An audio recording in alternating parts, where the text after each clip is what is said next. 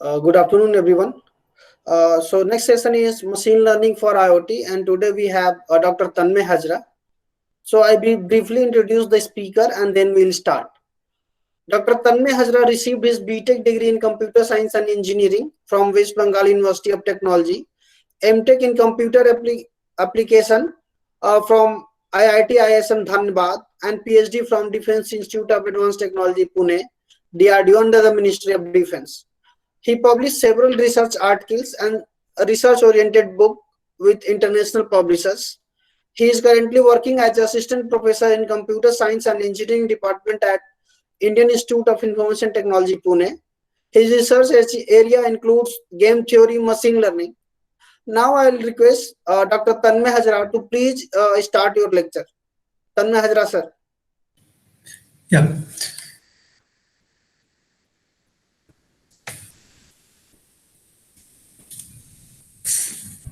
Hi, good afternoon to all. First of all, I thank to Dr. Nagendra Kushwaha sir for inviting me for the FDP on Internet of Things. So it's a great pleasure to interact with you all. So today we'll discuss on applications of machine learning in Internet of Things. Though I know the topic or the theme of the FDP is Internet of Things, but I would say the machine learning, deep learning, or on a broader area, I would say the artificial intelligence is an inseparable area of Internet of Things. You cannot distinguish or differentiate the Internet of Things as well as artificial intelligence, because that is a part of it. That is a part of it. So we cannot ignore these areas. When you learn, when you talk about Internet of Things, you need to also understand these subjects like machine learning, deep learning, artificial intelligence, data analytics, data science. As you know that Internet of Things is a very broad area, and it has several applications. And maybe in last couple of decades, it has become so popular, like artificial intelligence, data science, machine learning, right? So it basically Internet of Things connects from device level to the data, from raw data, how to process the raw data. It also includes cloud, how to send the data, how to process the data, how to analyze the data. So first, in the device level or in the sensor level, you need to sense, or you need to catch or capture the signal, and accordingly you need to generate the data, and then you need to process the data, or you need to analyze the data. And without analyzing the data, your system will not be so very robust. And am I audible? Yes, sir. You're very much audible, sir. Yeah. Okay. Fine. So that's why you need to know these subjects. So that's why I picked this subject, applications of machine learning in Internet of Things. As I am basically from a machine learning background, so I thought that I must connect this subject, machine learning, and how it can be applied in the field of Internet of Things. Because this is, you, as you know, that I'm sure it's the 5th day of the FDP. So most of the speakers have completed their talk, and they have already discussed about Internet of Things, its applications, different challenges, and its future directions. So at the end, I will discuss about just basic of Internet of Things and how machine learning can be applied into Internet of Things, because that part have already been covered. So I would first focus on machine learning, and maybe there might be some participants who are already aware of this subject. So first I will introduce and give some history of this subject, machine learning, and different types of learning, and how then it can be applied in this field. Fine. So let me share my screen. Then I'll discuss from the presentation.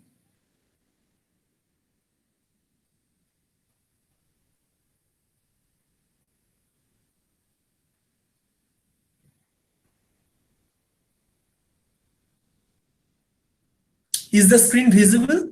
Yes, sir, visible, sir. Yeah, thank you so much. Yeah. So to understand these subjects, you should have clear idea about the basic mathematics required for machine learning.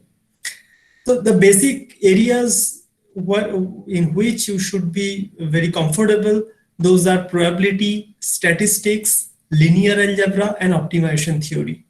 These are preliminary subjects. You must be aware of these subjects. Otherwise, you will fail to apply machine learning model. So as per our observation, many students or even many participants, they apply directly code. They take code from the internet and they run it and they show some results. But before going to the implementation part, you need to know the background mathematics of each and every model. So that's why you should be capable enough to understand the model, and to clear that you must be aware of the basics of the model. So that's why most of the undergraduate students from different fields, they come through these subjects: probability, statistics, linear algebra, and optimization theory. In optimization theory, there are two parts. One is linear optimization, and another one is nonlinear optimization. Linear algebra, I can assume that all of you have already studied linear algebra, that talks about transformation, matrix, determinant, right? And the their geometric representations and different operations performed on those on the matrix and vector and all, right? Probability and statistics, you should be aware of. You should have a clear idea about probability and statistics, because it is heavily used in machine learning to develop different model. Machine learning, I would say, it's an old wine in a new bottle. Earlier, the subject name was statistics. Maybe 3-4 decades back, the subject name was statistics. But nowadays, we talk about as machine learning. So that all about how to process the data, how to deal with the data, how to deal with the raw data, how to process it, and how to analyze it. And as you know, there are different relevant areas are there, like artificial intelligence, data science, data analytics, machine learning, right? Artificial intelligence is a broad area like IoT. Artificial intelligence basically teaches you how to mimic or how to copy human learning, or how human behaves. You need to copy that. So artificial intelligence, that just making your system more intelligent, and it should behave like a human. That's all about artificial intelligence. Data science is all about how to process the data before analyzing, how to deal with the data. So that's why you need to understand basic statistics. Data analytics, after processing the data, how to analyze the data. That is all about data analytics. And machine learning is also how machine learns with experience. And I would say there is a very popular definition by Tom Mickle on machine learning, that I would say a machine learns with experience E, considering a performance measure P for a set of tasks T.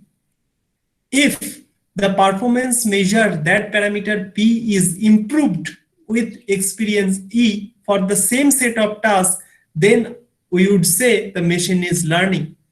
If the performance is not improving, I would say the machine is not learning, or I am not getting fruitful outcome from the machine, right? So that is basic idea about machine learning. This data science, data analytics, machine learning, these are all subsets of artificial intelligence. Artificial intelligence is a vast domain that talks about heuristic approaches, human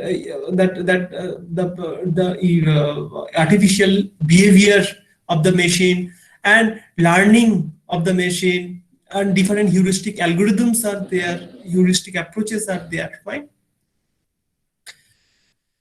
Now, we'll just give you an history of machine learning.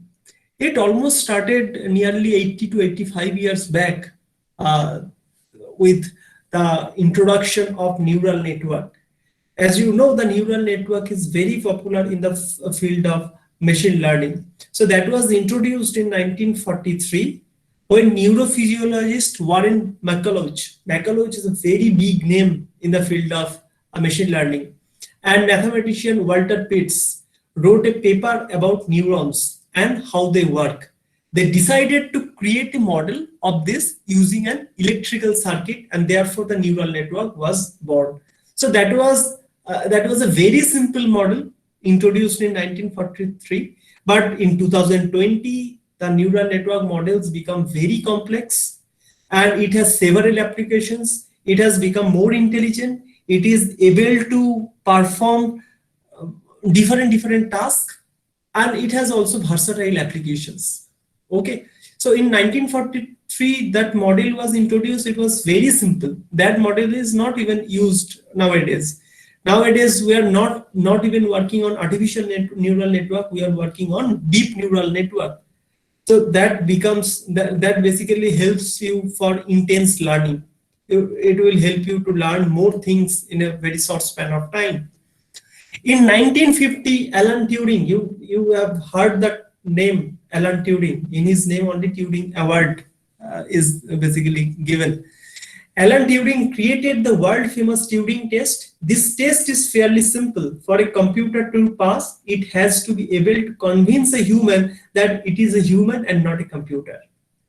In 1952, saw the first computer program which could learn as it ran. It was a game which played checkers created by Arthur Samuel. And we'll see slowly the artificial neural network took the market and gave so many things to the research community in this field, and it became able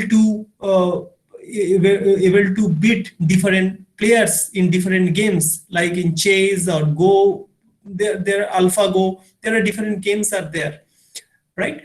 So Frank Rosenblatt, he is also a very popular name in this field.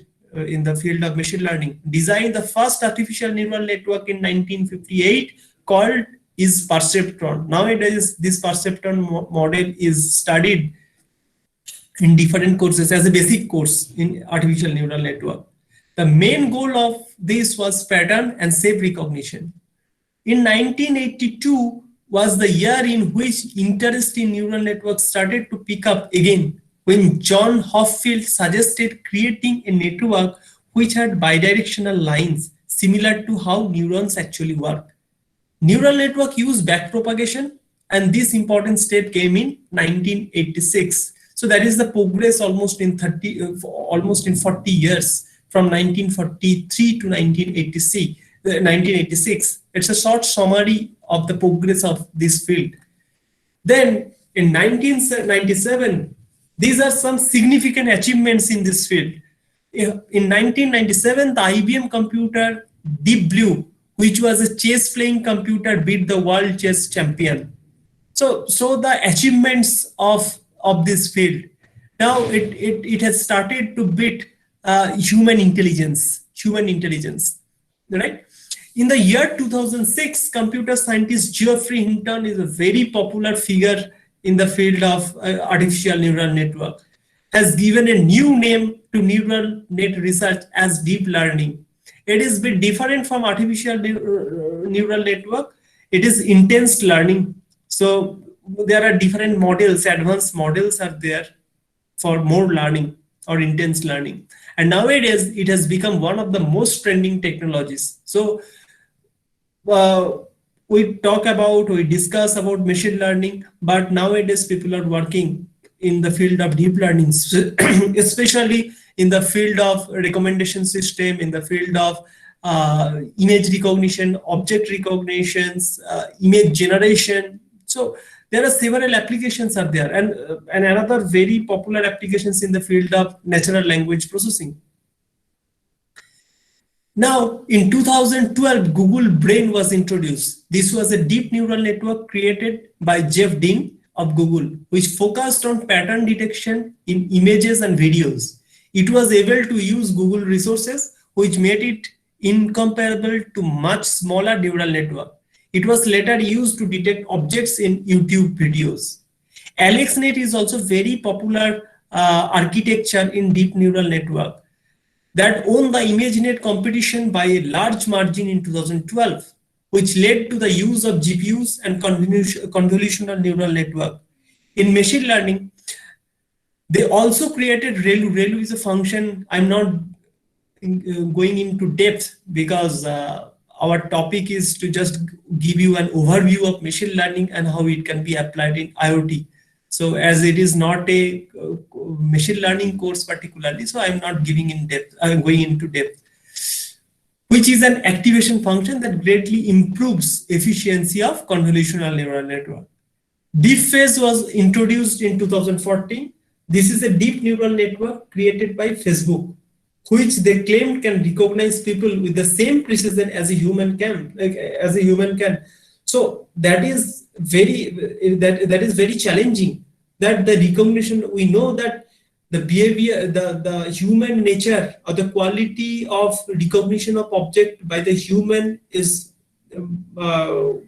comparatively better than the machine. But in 2014, DeepFace achieved that that machine or that system is able to recognize like the human only.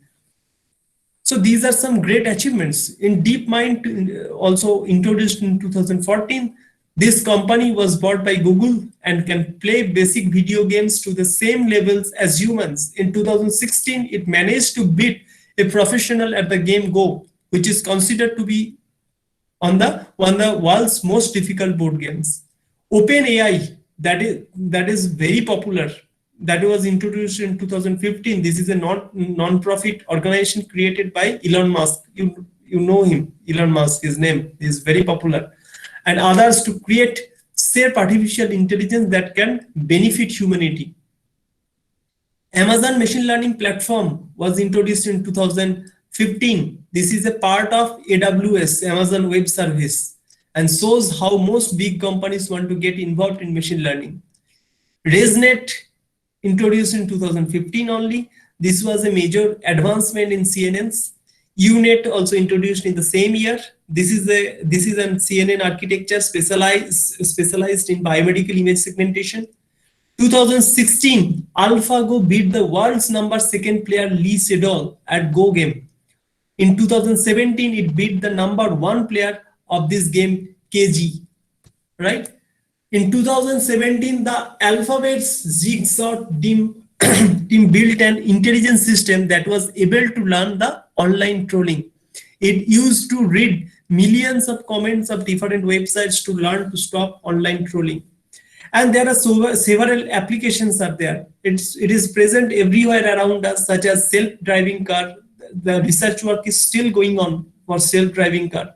So that is, I would say, the self-driving car is also an application of IoT-based architecture, as well as this is an application of machine learning. That's why I said that the IoT, machine learning, deep learning, these are a combined research area, an intersecting research area, where machine learning, deep learning are adapted by the IoT, different fields of IoT, right?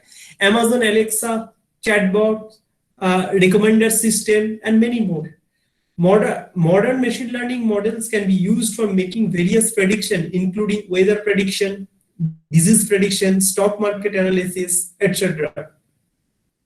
Also, this research we have seen in terms of designing different architecture and in the software level. But parallelly, we need to introduce the improvement in hardware. So then GPUs, different high-level GPUs have been introduced since in the last decade, right? NVIDIA, GPUs for NVIDIA is very popular, as you know, right? So for high computation or complex computation to complete it in a very small span of time, you need that much standard of hardware. Otherwise, it will take long time to compute a complex model, to deal with a complex model. Okay, now we have to understand the basic difference between algorithm and machine learning. So as a background from computer science or electronics or even different fields, you might have studied the subject algorithm. So in algorithm, we get to know, or even when you learn how to code, at that time we know we give some data, we write the program, and we get some output, right? So that is all about algorithm. I'm not going into depth of different paradigms of algorithm, but what is algorithm? It means we basically develop an algorithm. So for that algorithm, we write the program, we give some inputs. Your data is nothing but your input, and that algorithm will give you some output. That is all about algorithm. Whereas machine learning, you will provide input as well as you will provide output, and you need to tune your model. You need to find out a suitable model, right? So X, if I consider data input or input is X, so available output is nothing but fx, a function of X. Now, for different X values, we'll get different fx values. Now, we need to find a particular model which can perfectly map this X to fx. So that mapping is only possible after a rigorous learning process. And that learning process is nothing but your machine learning. So it takes time. Machine learning, in machine learning, the machine may take longer time to learn the pattern of the data, to learn the internal representation of the data. So it may take longer time. But at the end, it should be able to find out or to identify a suitable model, right? So that's why in the algorithm we give input, we write the code for it, and we get output. Whereas for machine learning, we give the input, and you should have available outputs, and then you need to predict the model. You need to establish a suitable model for it. Okay, so that's the basic difference between algorithm and machine learning. Now, what is learning? Ability to improve performance based on experience. Ultimately, our goal is to learn. And how I will get to know that my machine is learning? If that is based on the performance metric. If the performance is not improved, then you cannot claim that your machine is learning. It may fail. If your performance may be very bad at the initial stage, but at the end, your objective is to improve the performance of the model or the system, right? So as I already gave you the definition by Tom Mickle, a computer program is said to learn from experience E with respect to some class of task T and performance measure P. If its performance on task T as measured by P is improved with experience C, then only we can claim the machine is learning. That your machine should learn something with respect with experience, and it usually happens that your machine learns with experience, but that depends upon different types of data sets. Maybe for a particular data set, it may take shorter time, and for another data set, it may take longer time to learn, right? So just an application like disease prediction. So what are your inputs? Test result, symptoms, etc. Right? So a doctor usually recommends, say you go for a diagnosis, and your doctor recommends some result. Your doctor recommends for certain tests. You go through this test and then come with the results, and then I'll predict which disease you are suffering from. Fine. So which disease you are basically suffering from. So your inputs here is your test result, and certain disease have certain symptoms, right? And the outputs are set of possible diseases, because the same disease can have similar kind of symptoms. Sorry, different disease can have similar symptoms, right? But you need to predict the disease properly. That is basically your output. And if your machine is able to predict the disease properly, so it means we can say your machine is now robust, or your model is robust to handle this data, right? So here the inputs are test results, symptoms, and outputs are set of possible diseases, right? And then learn from history records. These are your Y values, or I would say the outputs, available outputs. Learn from history records for treatment of future patients. So already for past record is available with you. Now you have to predict the disease for future patients. So your X and Y FX values are given. Now you have to predict the Y value for new X value, or Y means here FX, right? So that is basically the motto, the objective. And as you know, the IoT has great applications in the field of medical science. So we basically apply machine learning techniques and even deep learning techniques, and we form an entire system. The entire system is basically IoT based.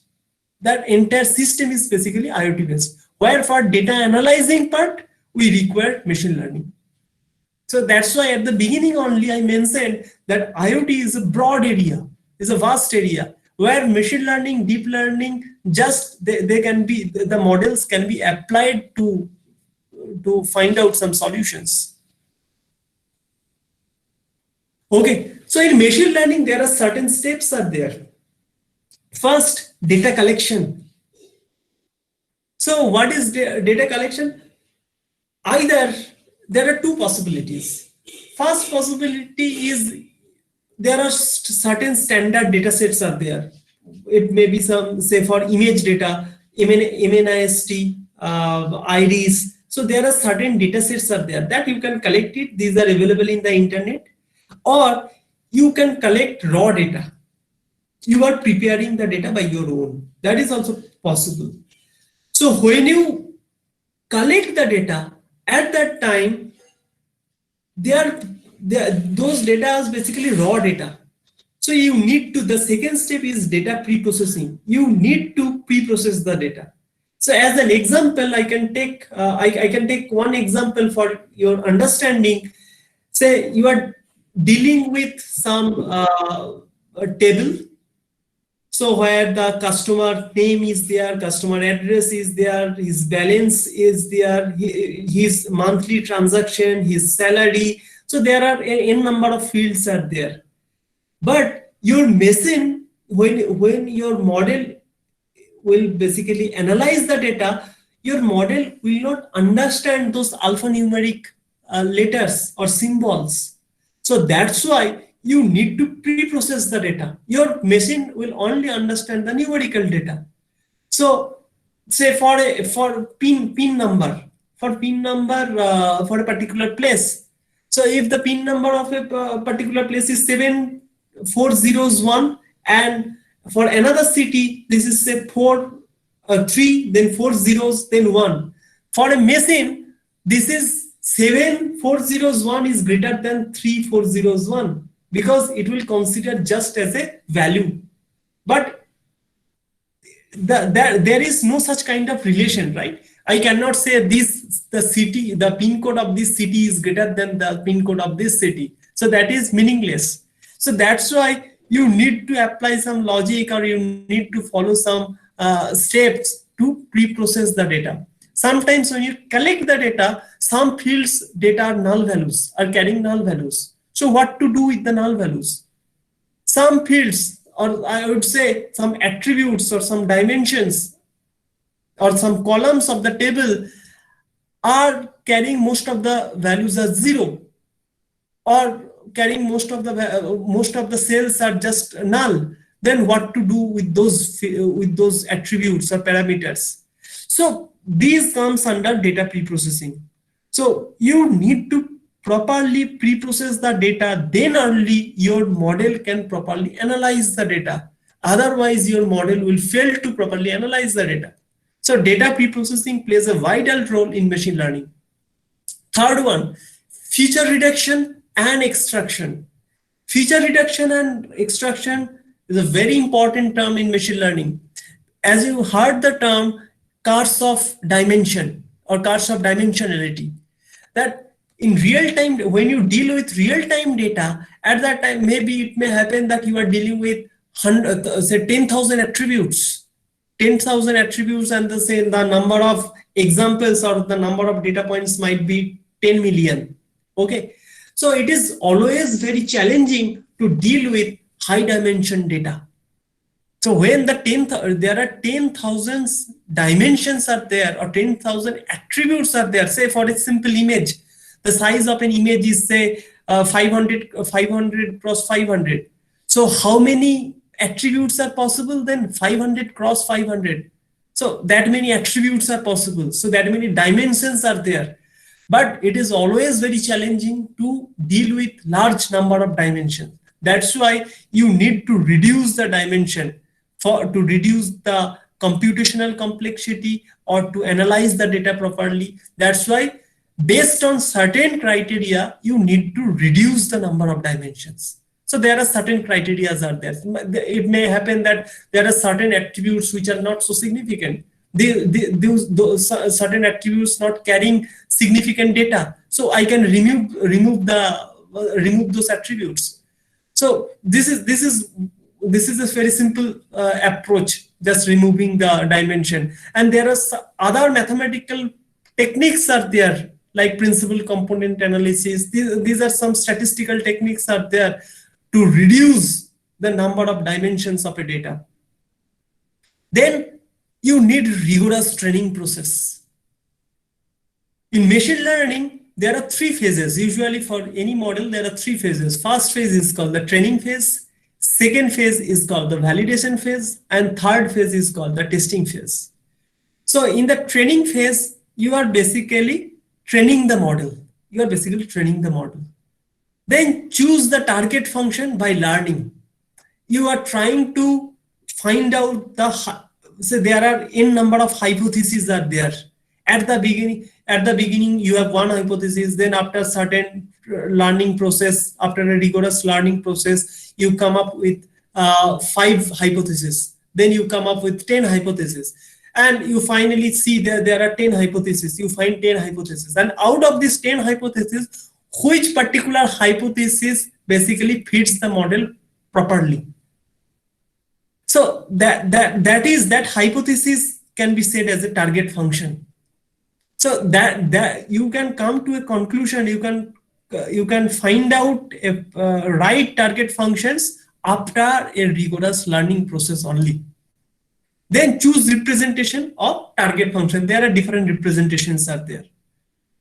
Choose the learning algorithm to infer the target function. So that's why you need to explore the algorithm. You need to explore. That is very important, right? And it takes some time for the learning process. And there are 3 types of learning are there. There are 3 types of learning: supervised learning, unsupervised learning, reinforcement learning. And another one is also there, semi-supervised, but preliminary, the types of learning are of 3 types: supervised, unsupervised, and reinforcement. In supervised learning, what happens that you have input, you have available output, and now you have to predict output for new input value. That is basically supervised. So here there is a supervisor who will give you information X, Y, where X is basically your input data and Y is basically your output data. So XY available training data set is there. You have the training data set with you. Now you will train your model based on the training data set. And after the training data set, now I will see for new data X whether your model is able to correctly predict the Y value or not. This is very important. And this is applicable for level data, where the data is leveled. Supervised learning process is possible only for level data. Where the data is not leveled, I mean when the data is unleveled, then you can go for unsupervised learning. So in unsupervised learning, X is only given to you. X is only given to you. Now cluster the data based on the X values. They are similarity. We will check the similarity index. Say there are 10 data points have been plotted on a two-dimensional search space. Now I'll see the similarity index. The data points, say the data point X1 is very close to X2. So I would say the X1 and X2 can form a cluster. Then I can check that X2 is close to which data elements. So then based on the closeness or the similarity or checking or based on the similarity, we can form a number of groups or clusters. So here Y value is not given for unsupervised learning. For unsupervised learning, you don't have the Y value. You need to find out by yourself. It may be intuitively, it may be heuristically. You need to find out the internal relation among the data points. And based on that, you form the clusters.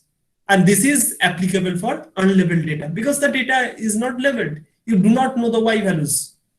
For you, everything is same at the beginning. Now you need to understand the relation among the data points. And that is possible after a rigorous learning process, or your algorithm should be able to understand the internal representation of the data points. Third one is the reinforcement learning. So here there is an agent. In reinforcement learning, there is an agent. So it will check whether it is correctly predicting the Y value or not. If it is correctly predicting, then the model will be rewarded. Otherwise, the model will be penalized. So with experience, it will learn so many things. And the model will be developed. Model becomes robust. Right? So that is reinforcement learning. So lots of research work are going on in the field of reinforcement learning. So especially when you go for an intelligent driverless car, at that time also we apply, or the research work is going on based on reinforcement learning. And another one is semi-supervised learning. Semi-supervised learning is a combination of supervised and unsupervised learning. When it is possible, when there is a combination of data, labeled and unlabeled data, then it is possible, semi-supervised. Fine. So preliminary, the learning techniques are of three: supervised, unsupervised, and reinforcement learning. Fine. So these are diagrammatically represented, right? In supervised learning, input is given.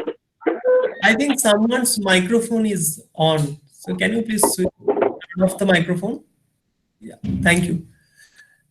So for supervised learning, what we see, we give input and we have also output, and accordingly we'll update the model, we'll improve the learning process. Whereas for unsupervised learning, we give input and we'll predict output.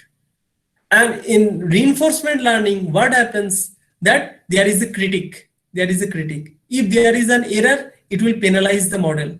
And the model will learn from the previous experience that it has done a mistake. And it will not repeat those mistakes in the future. So the model learns by itself either by rewarding or penalizing. When the model is being rewarded, it means it has correctly predicted. The model understands that it has correctly predicted. Or when it is penalized, it means it has wrongly predicted. Fine.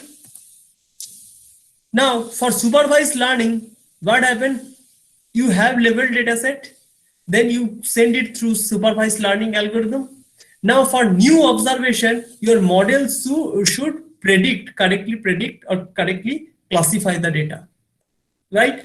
So you see, there are so many applications in the field of IoT for classification and prediction, right? So you say, just I can take one example. Say for a particular patient, what is the BP of that patient, whether it is normal or abnormal. So there is a classification line. I can predict. I can predict a classification line, and that classification line says that the BP can be maximum. It can be this. Out of this, it is not normal. It is high. Or so for the blood sugar, it should be the threshold value. And when it crosses this, it is an abnormality. It shows some abnormality, right? So these are applications in the field of IoT. When even you are going to detect some object from a particular image, right? Say you have been given an image of a highway. Now you need to predict. You need to predict the car. How many cars are there in that particular frame of the image? So then we use machine learning and deep learning techniques, but these are used in IoT, different fields of IoT. When you deal with traffic management system, then this application can help the authority, right? Say number of cars, even from the video data. In a video data, say the CCTV camera captures the cars passing through a highway. Now, from the video, you need to predict the speed of a car, and accordingly, you must inform to the authority. So this is an example of IoT. This is an application of IoT. But to analyze, to predict that value of the car, to find out the the number plate of the car, to identify the number plate of the car. So these are possible with the help of machine learning and deep learning techniques only. But applications are in the field of IoT. Machine learning and deep learning are core research areas. They are used in the field of IoT and maybe in other fields. Unsupervised learning,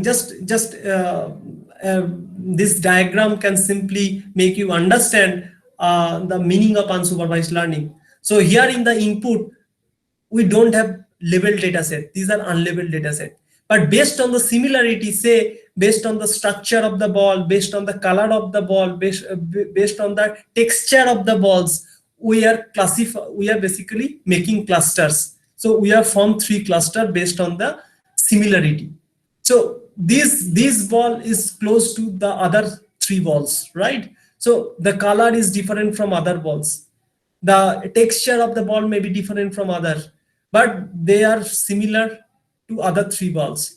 So based on the internal relation, it may be texture, it may be color, it may be shape, right? So we can cluster it, right? And your model should able to properly cluster the inputs, right? So this is a simple representation of unsupervised learning. Reinforcement learning, as I already mentioned, that there is an agent, it will either reward or penalize. So this learning process, after a rigorous learning process, the model becomes able to handle those data points.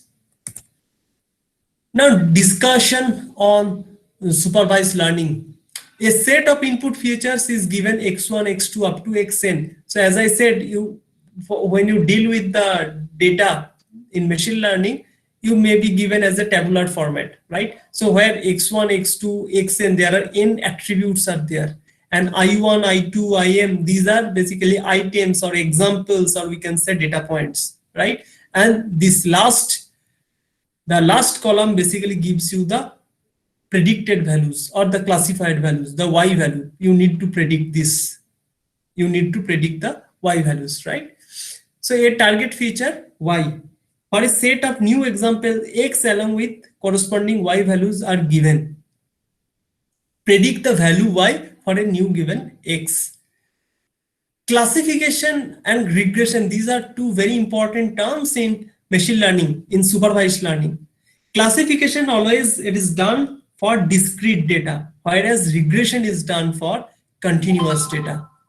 Classification is done for discrete data and regression is done for continuous data. Fine. Say you have been given there is a graph where x-axis represents the height of human being in the age group of 30 to 35 years, where the y-axis basically represents the weight of the human in between the age group of 30 to 35 years. Now you can, based on the relation between height and weight, you can draw a line. You can draw a line, and that line you can predict if the height is given for a new person, then your model should be able to find out or should be able to predict the weight of that person. So you need to find out a particular line, and that line you will only you can only draw after a learning process. You cannot randomly draw the line. That line may fail to properly map the x values and y values, right?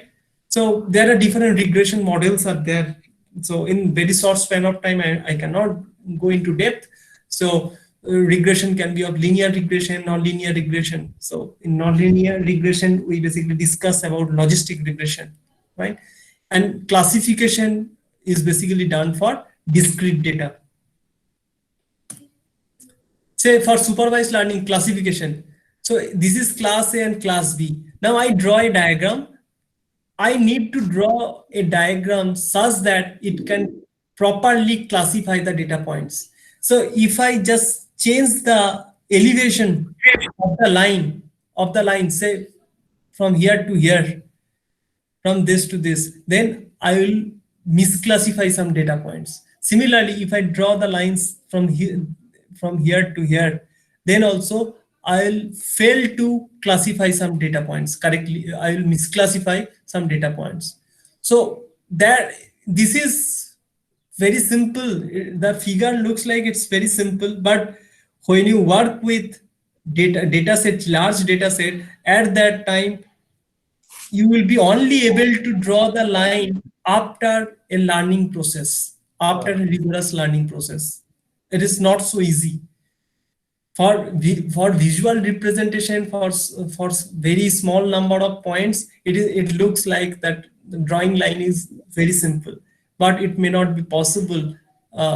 It is not so easy for large size of data. In fact, real-time data set, you will fail to classify the data points using linear classifier for real-time data set, most of the real-time data set, because they are not linearly classifiable. They are nonlinear in nature. Right?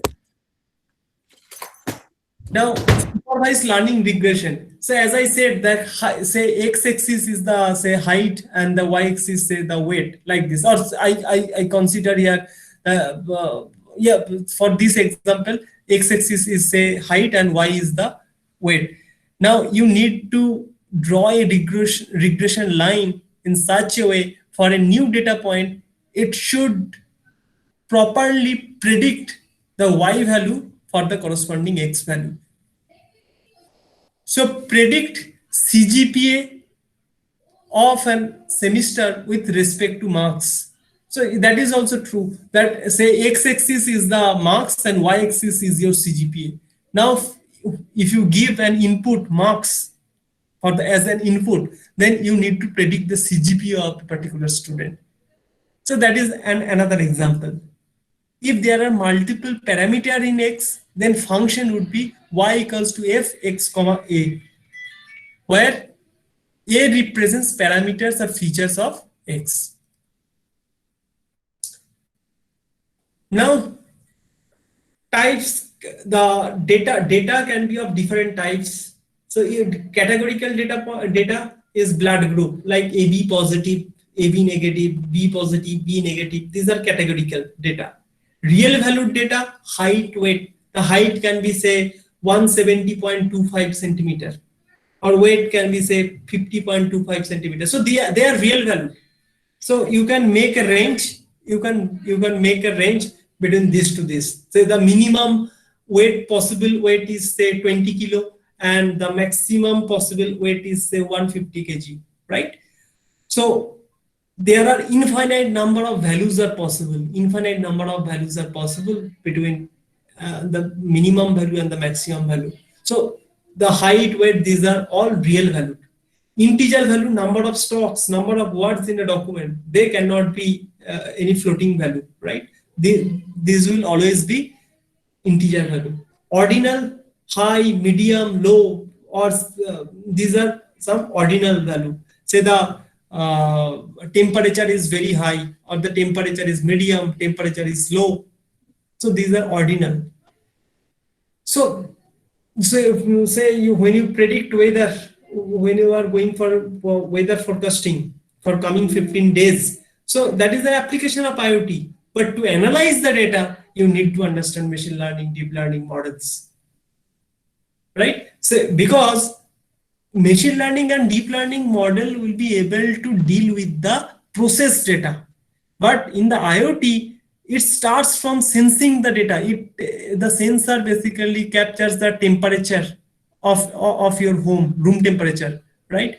Then it basically changes that signal to the say binary data. Then say it sends to the cloud, and from the cloud you are accessing the data, and you are predicting the data from the say last 1 year data. Based on the last 1 year data, you are going to predict the weather for coming 15 days, considering different parameters, say the humidity, whether this is sunny or not. So there are several parameters are there for the prediction.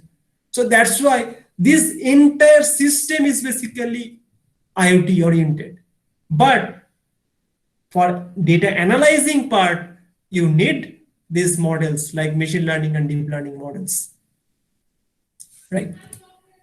So there are different representation are there, different approaches are there by which you can classify the data. Decision tree is a very well-known mechanism. So as you, I am sure that you have already studied binary search tree. So this is decision tree is also like this. So where the internal nodes basically gives you some parameters, some based on certain parameter, you classify it. And these edges, the notations given in the edges basically gives you some different possible cases. It is sunny or overcast or rain, right? And in the leaf nodes, you come to you come to a particular conclusion. So this is a whether you will play cricket or not, that depends upon so many attributes. So if it is sunny, then we'll check humidity. If it is the humidity is high, then we'll not play cricket. Similarly, if the outlook is sunny and humidity is normal, then we can play cricket. Then the leaf node basically gives you the decisions, final decisions, right? Linear function. So this is a function, linear function. So there are two hypotheses. So H1 and H2, both are two classifiers. This classifier also classifies the data properly, and this classifier also classifies the data properly for these data points. But maybe for other data points, maybe H1 or H2 can misclassify. So there are n number of classifiers are possible. N number of classifiers are possible. Now you have to find out the suitable classifier among all the classifiers.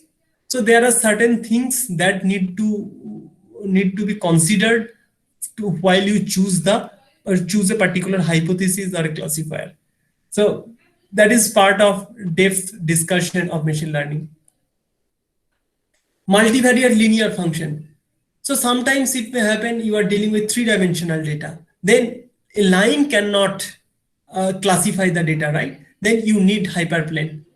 So that plane can classify the data one set from the other set. And I already said that always plane or line for real-time data set, most of the time, the plane or the line cannot correctly classify the data. At that time, you need nonlinear classifier. Most of the real-time data set, you need nonlinear classifier. Because this plane and line, these are very simple. These are very simple. Those do not properly represent the real-time behavior of the data. This is single layer perceptron. Those who know artificial neural network, they can easily understand that is the representation of a single layer perceptron. So here these are the inputs x1, x2. There are n number of inputs, and for each input there are certain weights are there. Weights are assigned, say w1, w2, wn. Then we'll basically sum it up. We'll add w1 x1 with w2 x2 up to wn xn. Then we'll send that value to an activation function. There are different types of activation functions are there. Tangent hyperbola activation function, logistic function is there, softmax function is there, ReLU functions is there. So there are so many activation functions are there, and accordingly, based on a threshold, we can predict the values. So multi-layer neural network is also used for real-time data set, where I said that linear classifier cannot correctly classify the data points. So at that time, you need a complex computation method. So multi-layer neural network basically makes the calculations non-linear. So here in this diagram, we see here, these are your input. This is your input layer. Blue nodes basically representing the input layers. The violet nodes basically representing your hidden layer, and this is your output layer. In the output layer, you might have n number of nodes are also possible. All those nodes basically predict all possible outcomes, and out of those all possible outcomes, your model should be able to find out the actual outcome, right? Now, these are very popular terminology in machine learning. One is features. Features are nothing but your attributes or parameters, right? Features are nothing but your attributes or parameters. Feature vector, a set of features. In a table, there are say 100 features are there. So I can write v equals to, with the help of a vector, v1, v2 up to v100. So I would say the entire v is the v basically representing the feature vector. Instance space. All set of instances basically represent instance space. Example, in a table, each row basically represents one example. Each row basically represents an example, or we can say instance, or we can say data point, right? Target function, that is our objective, to find out correct target function. Training data, we take a certain set of data which is used for training. Validation is required before testing to tune the high parameters or to tune the other few parameters. That is done in the validation. Usually for 100% data set, for some researchers or some data scientists take 70% for training and 30% for testing, or some take 80% for 100% data set. Some data scientists take 80% for training, 20% for testing. And validation data is part of basically the training set. So a certain amount of data is used for training, and for a small segment of data is used for the validation. And then we basically tune the model, and then we go for final testing. And then we finally check how good our model is. So there are several applications are there. There are several applications are there for machine learning. Computer vision is one of them. Detect object in an image. So as I already said, I have given you an image of an highway. Then you need to find out the car the number of cars are there in that particular image. So you need to find out or need to detect that particular object, right? Detect location of an object in an image. That is another part. That in that particular image, where that, in which pixel locations that, or you should be able to, you should be, or your model should be able to give you the pixel positions of that particular object, the region of that object. Convert handwritten characters to text form. Convert handwritten characters to text form. So you have written 5 by your hand. Then from that text image, your model should be able to predict whether it is 5 or 6 or 7. So all possible outcomes are, how many outcomes will be there? 10, 0 to 9. So your model should be able to predict that this is 5.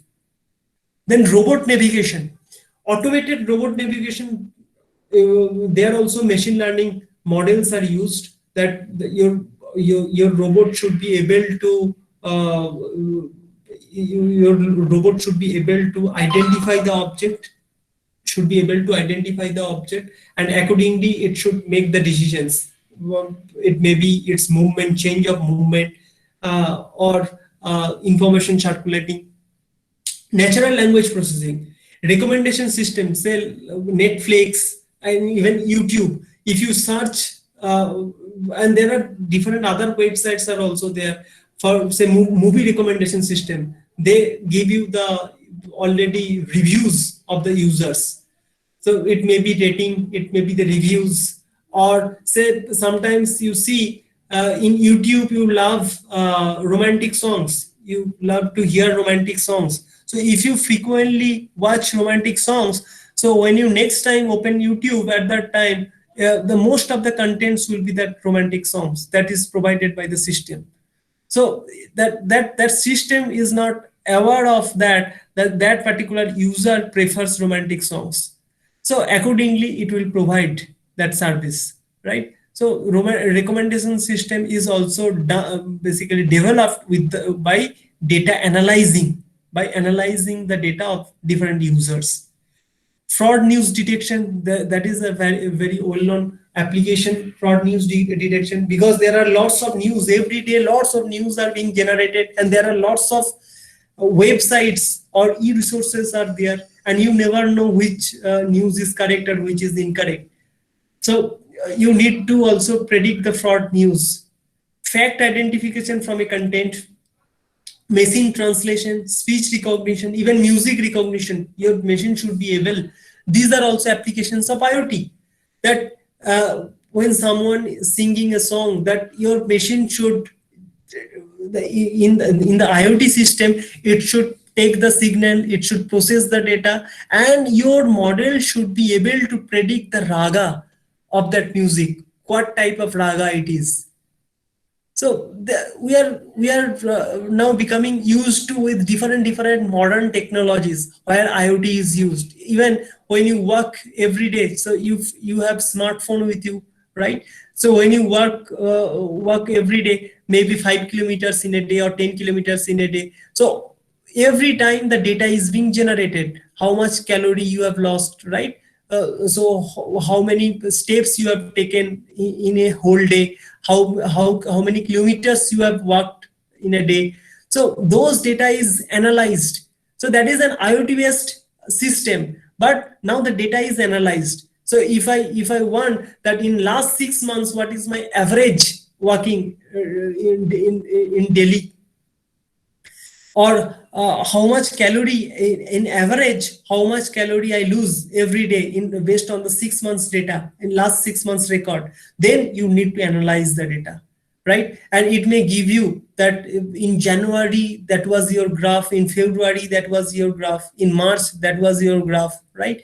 So that when you analyze the data, that time machine learning is required. But the entire system is basically an IoT based system, right? When it senses, there are different sensors are also used.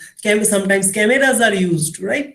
To take the data, to capture the data. Then the processing of data is required. Then only we can analyze the data, right? Then sentiment analysis and IoT, as I already said, right? Now, I'm sure that most of the speakers have already discussed about IoT. Most of the speakers have already discussed about IoT. So I'm not going into depth in IoT. So what do you understand about IoT? So it is obviously, the name suggests internet. So it is somehow connected with the internet, and there might be some hardware devices. There can be different types of hardware devices that can collect data, that can send the data to the cloud, and the data should be processed, analyzed, and accordingly it gives some feedback to the user. So that entire system we can say an IoT system. So it has several applications. It can be in the field of medical, it can be in the field of intelligent transportation system. Say you want high-tech modern traffic system, you want mobile vending system, because government has taken initiatives for smart cities, right? So for smart city, you need to incorporate different technologies of IoT. It may be traffic management, it may be in the field of traffic management, it may be in the field of business. Like as I said, that mobile vending system is a very popular system which is used in US. Like there might be 1,000 mobile cars who will move around the city from one place to another place. Users will order some food, and the nearest cart will provide the service to the user, right? And they will move from one place to another place throughout the day. So user will use an app, and that vendor will also use the same app. So the nearest vendor gets that order. If that food is available, then he will move to that particular place, he will move to that user, and he will deliver the user. So in this way, the mobile vending system can be done, right? The traffic management, intelligent traffic management, we should not encourage the high speed or excess speed of any vehicle. So to demotivate, we deploy CCTV cameras and all in different areas of the highway, or even or in the city streets, right? So accordingly, it should be able to predict the velocity or the speed of the car, and it should also capture the number plate of the car, and it should send to the authority, and based on that the decision will be made. So there are different applications are there, right? So this is the concept of basically connecting any device with on and off switch to the internet.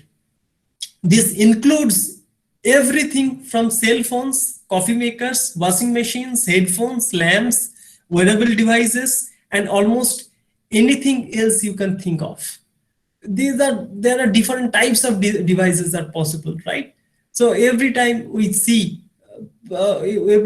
can see that data is being generated. Every time lots of terabytes of data are being generated in every moment. Every moment the data is being generated, right?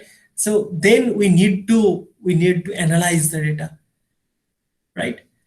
This also applies the components of machines. For example, a jet engine of an airplane or the drill of an oil rig. Say when a plane crash occurs, then after crashing the plane, then even we also analyze the data. Why the plane crashed? Why the plane crashed? What are the parameters played the crucial role for crashing of the plane, right? So because when the plane starts its journey until it arrives to the airport, throughout its journey, every second lots of data is being generated.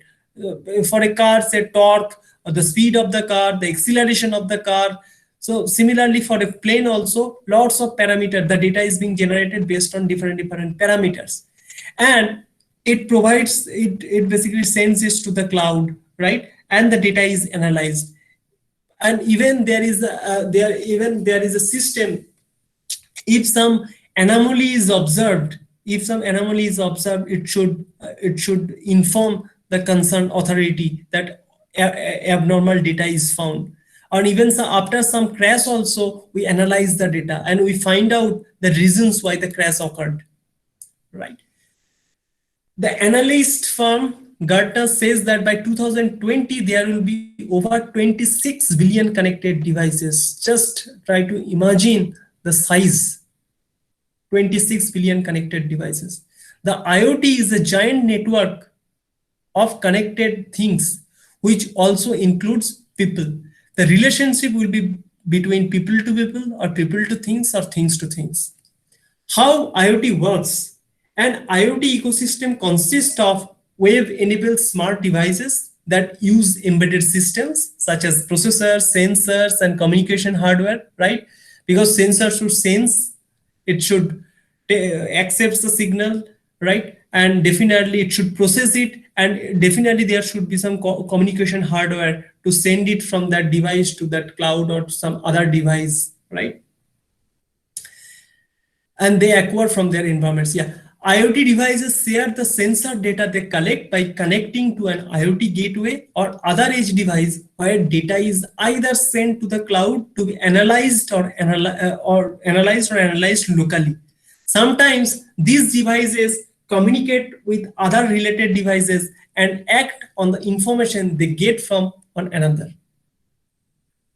The devices do most of the work without human intervention. That is very important, because we cannot do everything manually, right? Because every time lots of actions is being taken, lots of data being generated. So manually it is not possible to intervene and to make decisions. So it should be dynamic, it should be automated, right? Although people can interact with the devices. For instances, to set them up, give them instruction to access the data. The connectivity, networking, and communication protocols used with these web-enabled devices largely depend on the specific IoT application deployed. That is very important. This is a very crucial point. IoT can also make use of artificial intelligence, that I already said, and machine learning to aid in making data collecting process easier and more dynamic. You should know how to pre-process the data and also how to analyze the data. And based on that, you can give feedback to the user, right? So here, artificial intelligence, machine learning, data science, deep learning, these areas play a vital role. So in a bigger sense, I would say that artificial intelligence plays a vital role in IoT. So IoT has several applications. Healthcare is a very well-known application of IoT, right? As I took an example for machine learning, that you take test report and symptoms, right? And you need to predict diseases. Or even there is an image data. There is an image data, and based on the image data, you need to predict the disease has basically damaged a particular region of lungs or a particular kidney or a particular organ, right? So that image should be properly analyzed, or the data, it may be say blood pressure, it may be the sugar level and other parameters, right? So those parameters also play a vital role. Each and every parameter play a vital role when you predict a disease, or what actions to be taken, whether the doctor should go for a surgery or should not go for a surgery. So these are all decisions, and these decisions are basically made based on the input data. Input data here is the input data are nothing but symptoms. The input data are the test reports. You have to analyze those symptoms and the test report, and based on that, your system should be able to give you or recommend you appropriate decisions, right? In fact, there are different healthcare devices are also there. You use, many students use band, right? So that gives you how much calorie you have lost, right? So how many kilometers, if you are cycling, then how many kilometers you are cycling. So if you are walking, then how many steps you have taken in a day. So then average heartbeat, what is the average heartbeat, right? So everything you get, these are some applications of healthcare, applications of IoT in healthcare. Industrial IoT. So IoT has lots of applications in different industries, right? Smart cities, as I already said, that if you want to make an intelligent traffic management system or smart parking system, that when you park your car in a parking area, the system should automatically able to identify your number plate, and when you again leave the place, at that time it will give you the bill, and it will also give you the time that at that time, say at 5 o'clock you entered into the into the parking slot, and you are leaving the parking slot at 7 o'clock. So you are there for 2 hours, so your bill is this, you have to pay for pay this amount. So that is smart. In the smart cities, these are some crucial areas. So intelligent traffic management is one of them. Second one is the smart parking system. Third one is, I would say, the mobile vending system is one of them, right?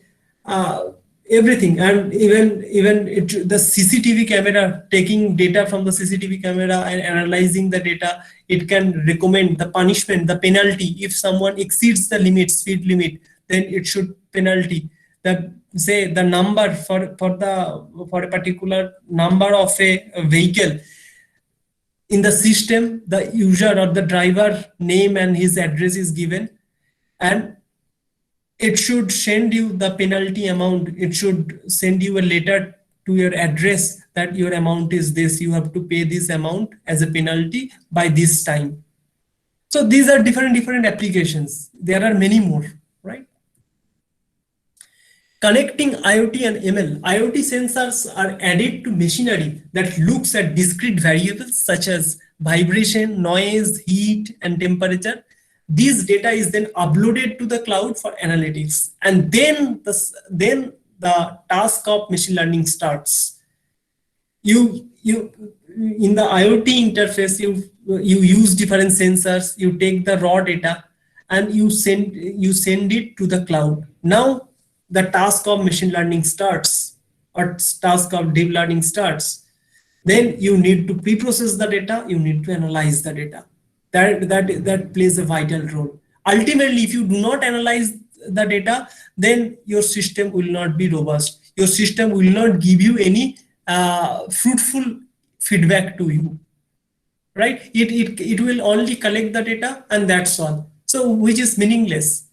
Until you analyze the data, you cannot make any decisions. You cannot recommend anything. Your system cannot recommend anything.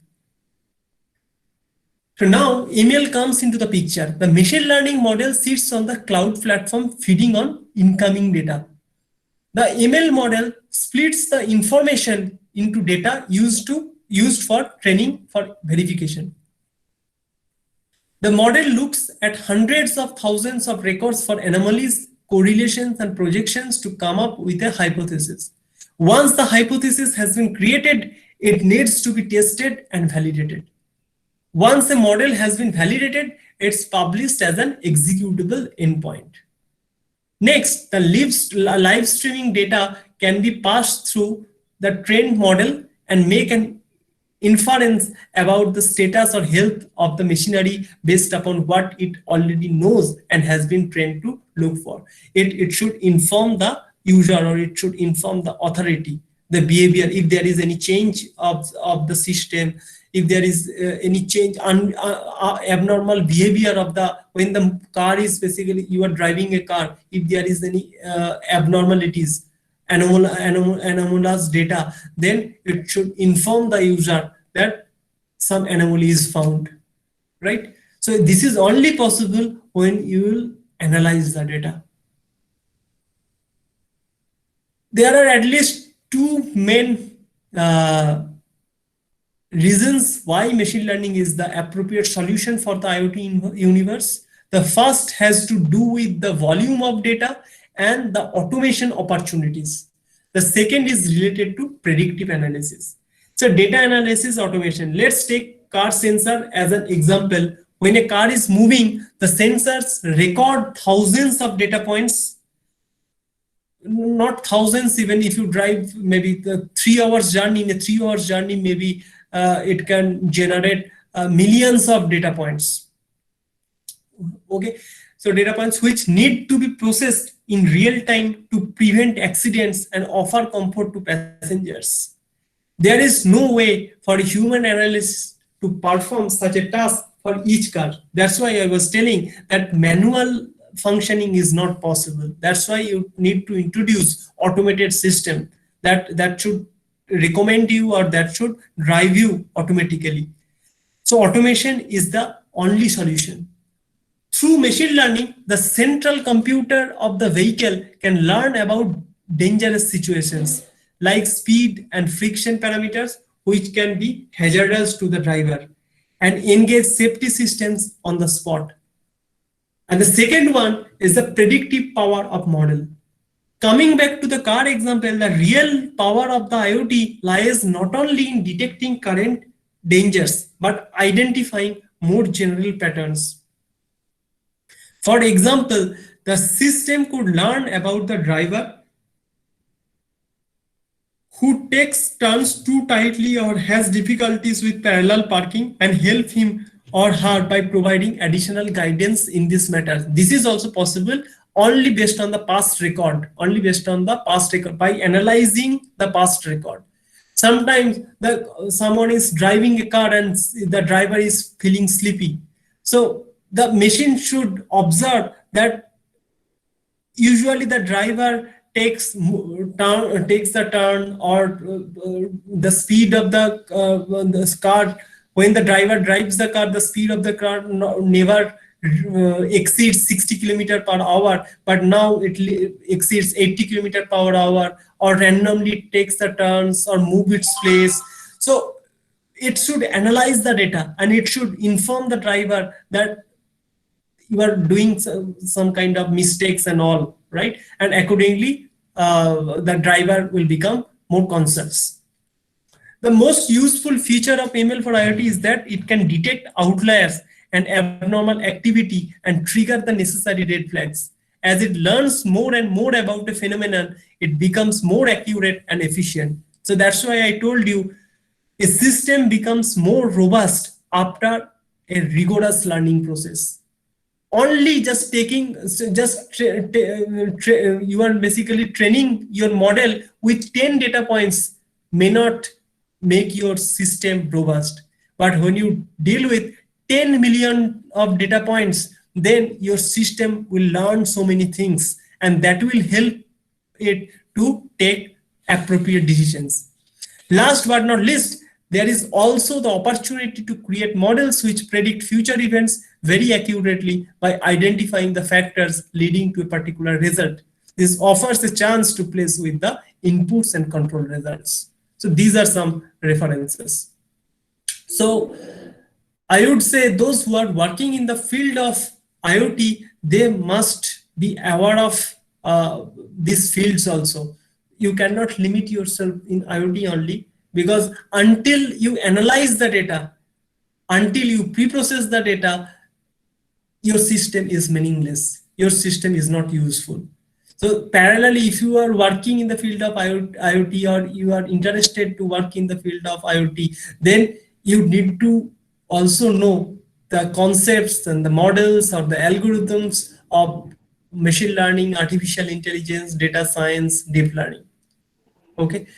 So that's all. I just thought that I should give an introduction of machine learning and also how we can apply machine learning in the field of IoT. As I already said that machine learning, you cannot think of IoT without making the system intelligent.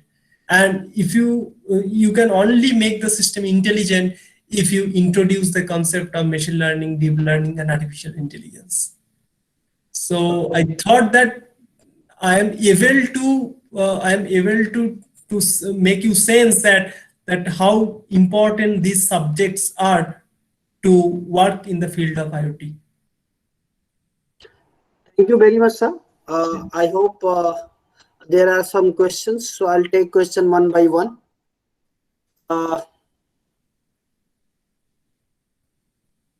First question is, kindly differentiate between ordinal and categorical data types. Okay, let me, yeah, what? Sorry, the first question. Kindly differentiate between ordinal and categorical data types. Okay, categorical means it may be any symbolic representation. Symbolic representation. I mean, AB positive, AB negative does not give you any numerical representation. You cannot say AB positive greater than AB negative, right? These are some significance, its own significance. But when you say about temperature is high or temperature is medium or temperature is low, it means high is greater than medium, medium is greater than low. So there is a relation, but there is no numeric relation for ordinal cases. Like I can say you, and I can take another example, say the size of a t-shirt, whether it is L, XL, S, M, these are all symbolic representation, but there is a relation that I can say S lesser than M, M lesser than L, L lesser than XL, XL lesser than double XL. But in ordinal, you cannot find such kind of relation. This is just a category.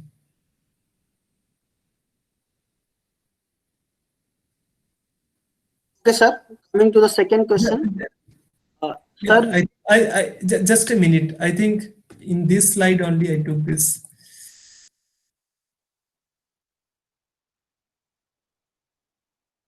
Yeah, categorical blood group. And ordinal, it should be in the order. It should be in the order. High is greater than medium, medium is greater than low. And in categorical, these are nothing but categories. You cannot make any relation. You cannot make any relation. Yeah, please, next. okay, sir. The second question is, sir, when does deep learning fail, but machine learning become successful? Some example scenarios. When does deep learning fail, but machine learning become successful? Yeah. So you see, I would say I can take some examples specifically in clustering. So in clustering, machine learning techniques are mostly used than deep learning techniques. So as clustering is an unsupervised learning approach, so there we use mainly machine learning techniques. There are different clustering techniques are there, right? Those are machine learning techniques. But in real-time scenarios nowadays, the new deep learning architectures are really performing well, and they are performing far better than the machine learning techniques. But yeah, there are certain scenarios where we can say that some machine learning algorithm is still performing well. Okay, sir. Coming to the next question, please tell me something more about HVAC, how it reduce energy consumption. Sorry? Please tell something more about HVAC, how it reduces energy consumption. So I am basically from the machine learning background. So I can discuss or I can explain the data analysis part or data pre-processing part. I think the hardware part, I'm not so much comfortable. So if you have any query for data pre-processing and data analyzing, I'm happy to answer. I think for the same reason, I'm not taking the next question. Now, okay. Now I think we don't have questions. So thank you once again, Dr. Tanmay Hajra. Thank you so much, sir, for inviting me and for giving me this opportunity to interact with the faculty members of other institutes. Yeah. Okay, sir. Thank you very much. Yeah.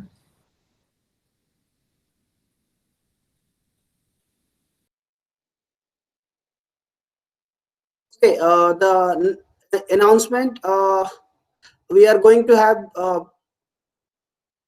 next session from 2:30, and that is on deep learning.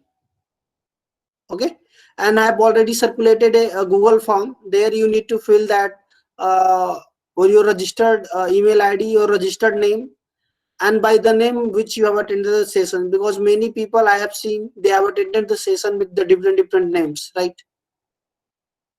So you need to fill that form, and the test will, I'll again repeat, the test will start at 7:30 in the evening. If you have any question, please ask.